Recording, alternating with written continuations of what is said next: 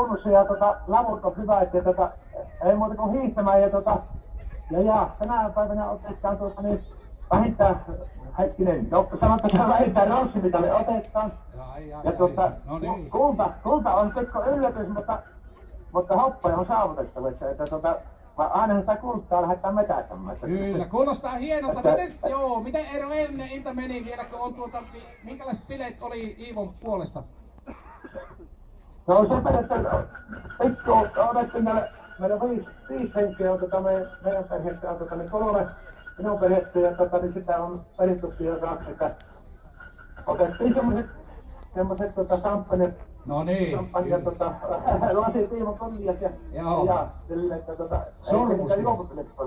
sormustimella tietysti. Mitä näyttää, se on katsellut nyt, kun siellä on Ivon siellä varmaan verit jo huomista varten valmis, ei kyllä huomenna on joku hiihto, vai miten se oli, mutta Kertusta, onko mitään havaittua, vai menneekö se niin kovasti, sillä on niin liukkaat sukset, että kerkki paljon huomenta sanoa? Tuossa on lämmitellyt ja näyttäisi olevan kaikki hyvin, joo. Silloin se on hienosti. Mitenkäs työ siellä jaksatte nyt? Oletteko jaksanut huutoon riittävästi? Kyllä eilen huvetti tätä on ääni on ihan kässäinen, en tiedäkin jännittänyt vaan mitään 3 astetta, niin nukutti hyvin, sitten sen jälkeen oli semmoista koireunta, No niin, tämmöstä se isän meininki.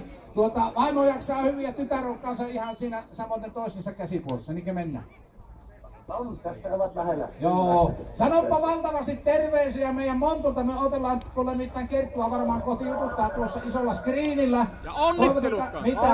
Onnittelut sinne! Onnittelut käskeen sanoa, että valtavasti lyykkyä huuat siitä, että Viereman Montulta aivan armottomasti terveisiä. Täällä on aivan 1 miljoona ihmistä suurin piirtein. Joo, kiitoksia kaikille vieremäläisille, kun Vieremän kunnolle terveisiä ja Seetalot pystyy ja naapuri Eno työsti Enolle ja Martta mummo on siellä sotkahelmessä. Hyvä, ja mummolle viiätte.